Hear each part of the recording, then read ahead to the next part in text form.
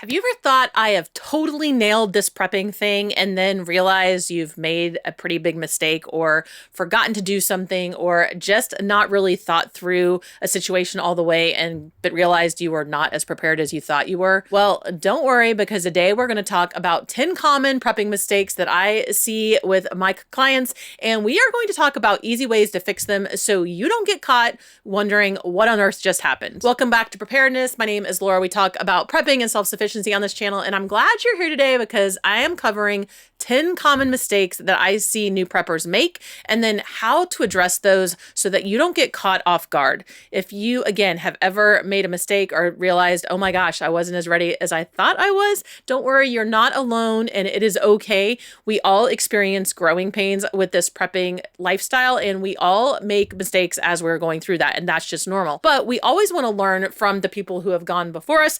We always want to learn from other people so that we don't have to repeat those mistakes. And so that's what today's video is really designed to do. Now I want to hear from you. What is the one prepping mistake that maybe you made early on in your prepping journey, or maybe later in your prepping journey that you were like, oh my gosh, I can't believe I didn't think about that or didn't remember it? Drop a comment below so that we can all learn from you. The first mistake that is incredibly common is just not rotating your water. And I know that that sounds maybe a little bit silly or a little bit strange, but we want to make sure that we are rotating our water on a regular basis, just like we rotate our food. And the reason is because over time, water can break down, especially if you are storing it in 5-gallon containers or you are bottling that water yourself. You want to make sure that you are constantly changing out that water about every 6 months or so to ensure that when you are ready to use that water, that it is good to go. What you don't want to have happen is you bottle up some water, you put it in a 5-gallon jug, but maybe you forget to drop those couple drops of plain unscented bleach in there,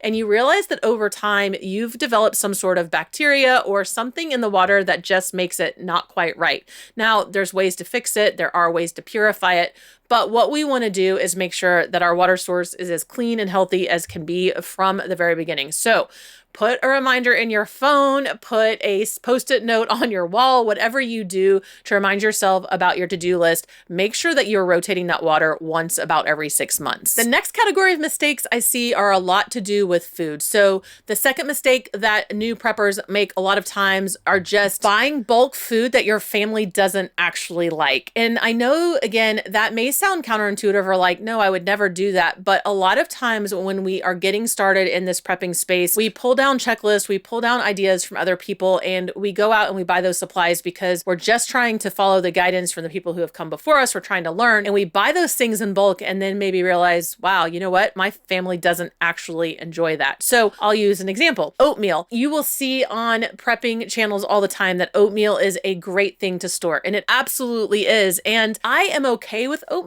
I will eat oatmeal, but if you made me eat oatmeal every morning for the next 30 days, I would be a really unhappy person at the end of that. And so you want to make sure that when you are considering the food you are storing, you are considering the things that you actually enjoy eating. It's not that I won't use oatmeal. It's not that I don't store oatmeal, but I don't want that to be my only breakfast option kind of going forward because I would get super burned out on that. Maybe your family eats oatmeal every day for breakfast already, and that's absolutely what you should be storing. You just want to think through the things that your family already eats and make sure that you are storing shelf-stable versions of that food. Another great example is if you buy fresh produce a lot and you are eating a lot of fruit or a lot of vegetables that are coming straight off of the grocery store shelves. In an emergency situation, you may not have access to those fresh varieties. So maybe you've decided to store up those things in a dehydrated form or a freeze-dried form, but you haven't really thought through how your family is going to eat those, right? Like dried apple crisps are very different than pulling an apple out of your fridge and eating it. You want to think about how you are going to use that food and what food you normally make and what foods you normally already eat. The third mistake is overlooking comfort foods. If you're just talking about a 72-hour emergency, this one may not be as important, but the longer you are looking at being prepared, the more you are going to want to consider storing comfort foods. And the reason is because we get bored with food, and in our day-to-day lives, even though we often repeat meals, we usually have a couple of things that are just comfort items, right? They're the the things that make us feel good when we eat them. It could be something like macaroni and cheese. It could be chocolate. It could be whatever your comfort food is. You want to make sure that you think about how to store that at least on a somewhat kind of regular, consistent basis so that your family can replace those foods. For me, it's tortilla chips and dark chocolate, right? If I didn't have tortilla chips for a month or 2 months, I, again, would be pretty sad. So I actually store tortilla chips, right? I cycle them. I know that they're not going to last forever, but I do have them. If an emergency strikes, I know that at least I can eat tortilla chips for a few weeks and maybe up to a month without having those withdrawal symptoms. Same thing with dark chocolate. I store dark chocolate because I really enjoy it. Having those comfort foods in an emergency situation can be a very calming thing. It can also just give your family a sense of normalcy when maybe everything is a little bit chaotic. The fourth thing is forgetting alternative cooking methods. So again, a lot of times when we think about emergency situations, we sort of think about them in terms of how we spend our days today, which means I use my microwave and my toaster oven and I put water on the stove to boil. Those things are all great and they may be available in an emergency depending on what is going on. For instance, during COVID-19, you probably still had access to your microwave, your toaster oven, and your stove. But if you're experiencing a power outage, those things may not be available. So consider alternative cooking methods. How are you going to cook all of those foods when maybe the normal ways of cooking it are not available? Are you going to have a camp stove? Are you going to use your propane grill? And do you need to store a little bit of extra propane? Are you going to use something like a solar oven that is like a totally outside of the box thinking way of cooking that maybe you don't use on a day-to-day basis, but could be an emergency option? You want to think through about how you're going to cook the food that you are storing. Again, a lot of times I see people store food because it's on a list or someone said they should, and then they haven't thought about how they are going to prepare those meals or how they are going to turn those ingredients into food that their family likes and that they know how to cook easily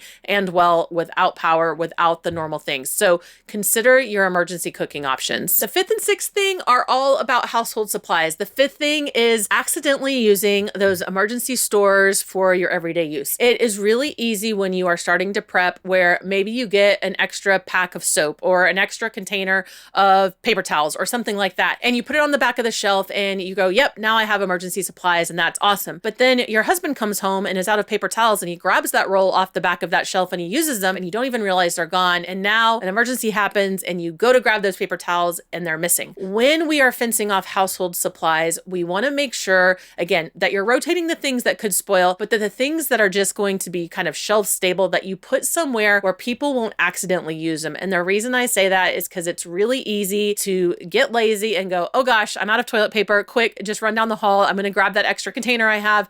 But then when we realize we've used it and we haven't backfilled it, it makes it so that it's not actually there in an emergency. So keep your prepping household supplies slightly separate from your normal day-to-day supplies, or put a label on them or put a mark on them so that your family members know not to use those just for every day, but to keep those for an emergency. That is incredibly important so that you are not caught without the things that you need in a time of crisis. And then the sixth thing is forgetting kind of what I'll call seasonal prep from a household perspective. So there are times of year where things are going to be more important than other times of the year, depending on what is going on. For winter emergencies, you're going to want to make sure you've thought through things like a heat source. You're going to make sure if you're using a Mr. Buddy heater that you have extra propane on hand. In the summer, you may have used that propane for your grill just to cook out and you've forgotten to recharge it for winter. You want to think about the season that you're in and the stuff that you have that may be applicable to that season that you have used up some other time where you need to make sure that you are ready. For summer, that could include things like ice packs. We talked about in one of our videos, how do you stay cool without air conditioning, and ice packs are a great way to do that. But if you have used those over the winter because someone got a bruise or needed an ice pack on a sprained ankle and you haven't refilled them, come summertime, if you need those for a heat emergency, you are not going to have them. So think through emergencies in terms of also your seasonal requirements, things that may be different that you would require at different times of year. This also goes for stocking vehicles and keeping supplies on hand, when you are mobile so that you have the stuff that is correct. You don't want a winter heavy jacket and a beanie in the middle of summer if you are trying to walk home from your vehicle to get back to your house. So make sure you're rotating those things out on a regular and seasonal basis. The next two mistakes are all about medical readiness, and number 7 is just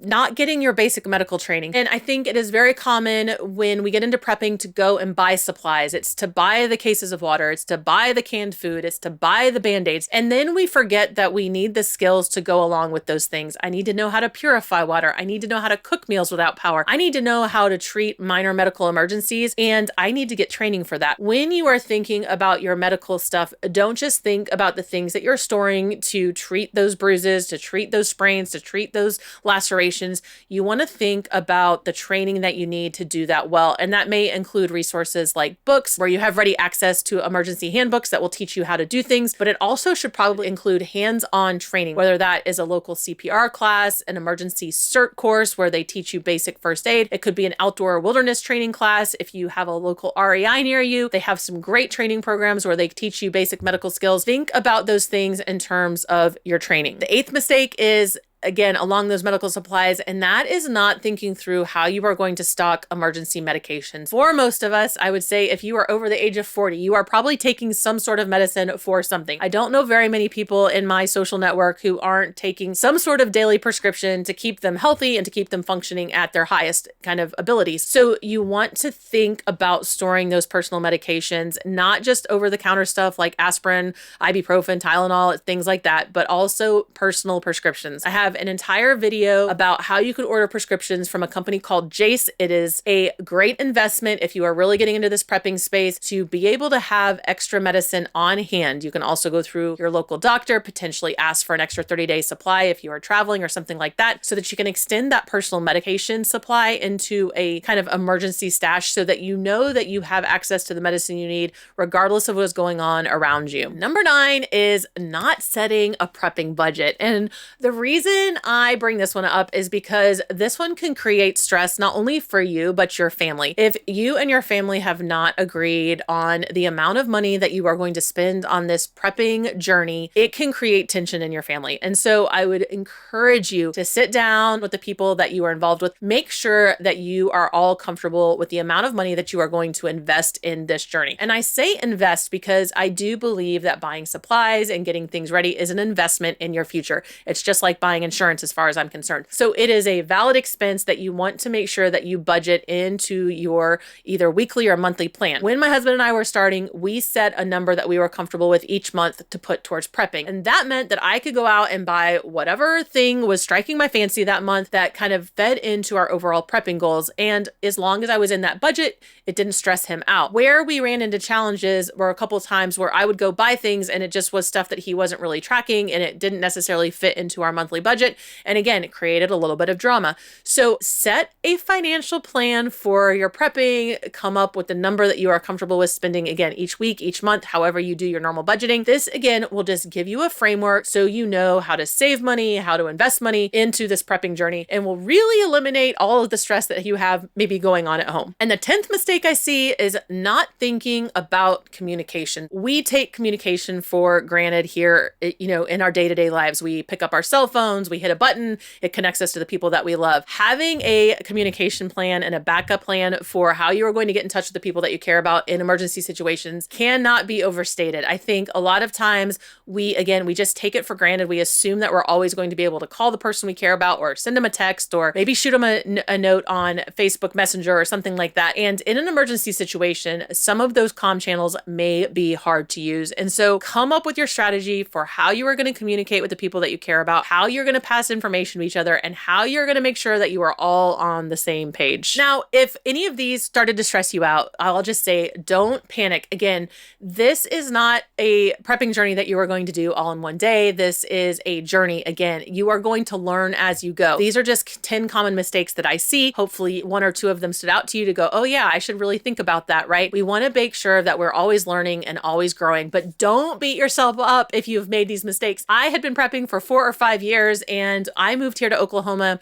and thought I was ready for emergencies and realized I hadn't really planned for a tornado. And then a tornado hit in the middle of the night and we were not ready. We stayed in a ditch for 30 minutes. Prepping fail, but it's okay. I learned from it. I got a storm shelter. I stocked that puppy. I could live down there for a month if I needed to. So we just want to take the things that we've learned or maybe messed up from and really just grow and learn from there. Don't get overwhelmed and don't stop just because you made a mistake. It is okay. You don't have to be perfect on this journey. You just just have to make progress. So that's it. Again, don't be overwhelmed. Don't stop if you've made a mistake. Just keep going. As always, we want to make slow and steady progress on this prepping journey. You are not alone. And if you ever have questions or want to hear about something, you can reach out to me at hello@preparedness.com. I'd love to hear from you.